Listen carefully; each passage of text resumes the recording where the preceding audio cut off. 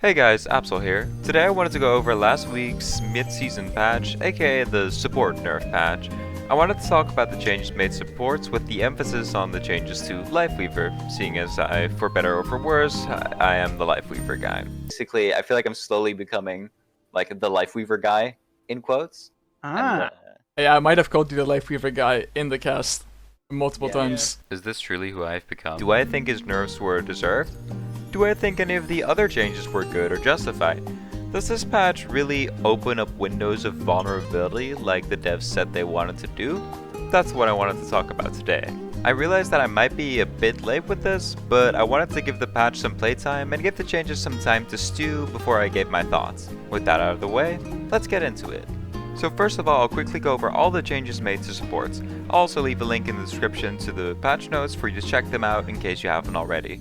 But in short, on a nade from 10 to 12 seconds cooldown increased, Bab, lamp health decreased from 150 to 125, cooldown increased from 23 to 25 seconds, Iliari, projectile size reduced from 0.1 to 0.05, so a 50% reduction, Pylon health reduced from 125 to 100, 50-50 split on health and shields, and cooldown when destroyed from 12 to 15 seconds. Kiriko, Suzu increased from 14 to 15 seconds. The Man of the Hour, Lifeweaver, Healing Blossom max charge from 75 to 70, ammo decreased from 20 to 16, life grip cooldown increased from 16 to 19 seconds, and last but not least, Zen, health increased from 200 to 225, 75 HP and 150 shields, Harmony Orb now lingers for 5 seconds instead of 3, Discord Orb can no longer be reapplied to the same target for 7 seconds, and its range has been increased from 30 to 40 meters. So those are all the changes. What do I think? Well, let's cut right to the chase. I'm not a big fan of how they've nerfed Lifeweaver relative to the other supports. The devs noted that Lifeweaver's total healing over a match is significantly higher than any other hero, so to help it bring it more in line, we're making some adjustments to his primary healing blossom. This is completely fair to me. As someone who plays Lifeweaver a lot, I do think that his overall healing output was way too much and did need some nerfing. Nerfing the healing blossom therefore makes sense. Changing the ammo and increasing grip cooldown feels like a little much, but if other supports also got nerfs, then this should keep him in check while also keeping him powerful relative to the other supports, right? Well, I say should because, well, that's not what happened. And that's kind of my biggest problem. It's not the fact that Lifeweaver got nerfs. My problem is, why has Lifeweaver been given the harshest nerf in comparison to every other support on here? The on a nade nerf?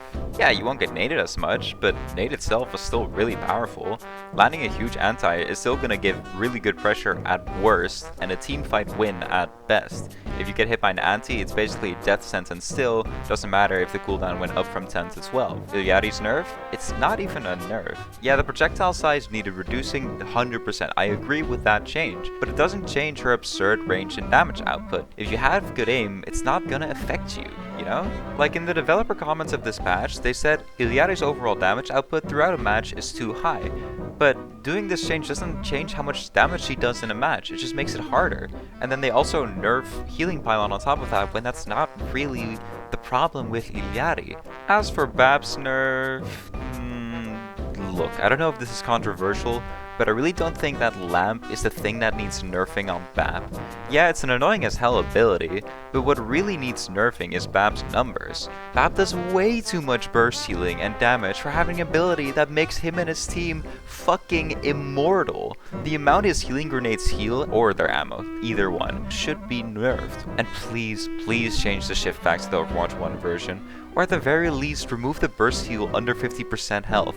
Again, a hero that makes people murder. What? That makes people murder? A hero that makes people immortal shouldn't have this insane burst healing, self-sustain, and also damage. Yeah, Lifeweaver can make his team immune to damage, but that's one person, you can't use it for yourself, and you don't even have half the offensive power that Bap has. That doesn't mean I feel Lifeweaver should have all of that like Baptiste does, but what I mean is that with this patch, Baptiste overtakes Lifeweaver in what was his main strength last patch, which was his healing, while also still having all the other tools that make Baptiste so strong. It's not a good balance. The Kiri nerf is so embarrassing. It's pretty clear to me that the devs have no idea what they're doing with Kiri or what they should do to change her. 1 extra second on Suzu changes nothing. It doesn't open a window of vulnerability, it doesn't stop her from 2-tapping squishies across the map or at closer range, and it doesn't change how easy and how often she can escape with her TP and from how far away. There's a lot of things that could have nerfed here, or nerfed harsher for her, but Lifeweaver is the one that gets the short end of the stick? Why? I would argue Kiri Cleanse is better or at least more consistently useful than Grip, but Cleanse gets a 1 second increase and Grip gets a 3 second increase when it was already a longer cooldown? It just doesn't make sense to me. Again, I want to reiterate that I feel these changes to Lifeweaver are fair. My problem is that I don't think he was even in the top 5 most problematic supports last patch, and even if he was barely number 5, and the other problematic supports didn't get hit nearly as hard, nor did he get anything to compensate as opposed to Zen. Zen got a pretty harsh nerf to his Discord Orb, which was completely fair, and in return he got 3 extra buffs. Now I will say that I do think that his Discord Orb change is great. It keeps the ability's power, but it means you need to give some actual thought or timing to the ability, and gives the ability more counterplay as well. I just don't think giving him 3 whole buffs to compensate is a good idea. And again, it feels inconsistent with how Lifeweaver was nerfed. Like Life Grip cooldown gets nerfed, but you can still just anti people through it? Okay, like please, can we quickly talk about that by the way? Life Grip not cleansing, I can live with, but if I grip someone before they get hit by anti-nade, it should not nade them when they're inside the bubble that makes you invincible. This interaction makes no sense, and it's not even exclusive to Ana. Ashe Dynamite, Queen Bleed, Queen Ult, it's all the same, and it doesn't make any sense to me. Please fix it. Thank you. So with all that said, do I think these changes are any good? Well, I think there's some good changes here.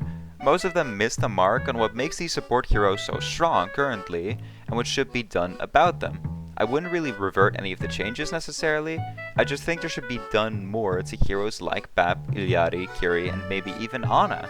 They just tweaked some cooldown numbers, but they didn't address their healing output, their dueling capabilities, or even their survivability like they said they wanted to do initially. The only character who really suffers from these changes is Lifeweaver, who didn't even really deserve it. From what I've played this patch, it's not like he's completely useless or unplayable, but he's definitely weaker, and picking him is harder to justify, especially when the other supports didn't get hit nearly as hard.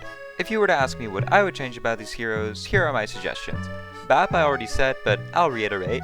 I don't think Shift should do the burst heal, or at least not double the burst heal when under 50% health. Just make it how it was like it in Overwatch 1, it was completely fine there. If that's not enough, you can look to change his healing per nade, or maybe reduce his total ammo for the nades. Ana, I feel is kinda tricky. Yeah, changing anti to reducing healing by only 50% instead of completely is probably the way to go, but I feel like it's such a core part of her kit and playmaking potential that this will just hard gut her. Instead, what I think they could maybe do is stop all the healing for like half the duration and have the other half the duration be reduced healing. That way you kind of have best of both worlds. As for Illari, it's clear that they want to keep her as his like dueling support that can hold the angles versus other DPS. If that's the route they really want to keep, and they want to keep her damage, then I'd say nerf her health to 175. That way, she can still duel effectively with her pylon, but it'll have a bit more risk to it and make the duels less one-sided. And honestly, I argue the same for Kiriko. If they want to keep her as this 2-tapping support, make her more vulnerable by giving her 175 HP. The hitboxes for these heroes are also quite insane anyway, so I feel like a health nerf can very well be justified. If they don't want to nerf Kiri's health, then I'd say look to nerf her TP. Give it a longer cooldown, or shorter range, or even a longer cast time. Just something that makes this ability more punishable or have more of a gap for you to kill Kiriko. I really hope that we'll see these changes at the start of Season 8, as I really do think that these are some of the changes that these support heroes need to be a bit less oppressive and healthier for the game.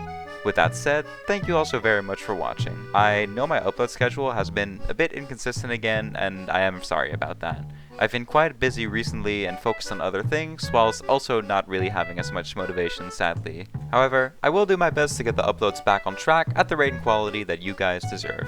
I truly do appreciate each and every one of you who watches these videos, and reading through your guys' comments every time warms my heart, so thank you so very much for all the support. With that said, thank you all so very much for watching, like and subscribe if you want to see more, join my Discord in the description if you'd like, and I'll see you all again soon. Bye!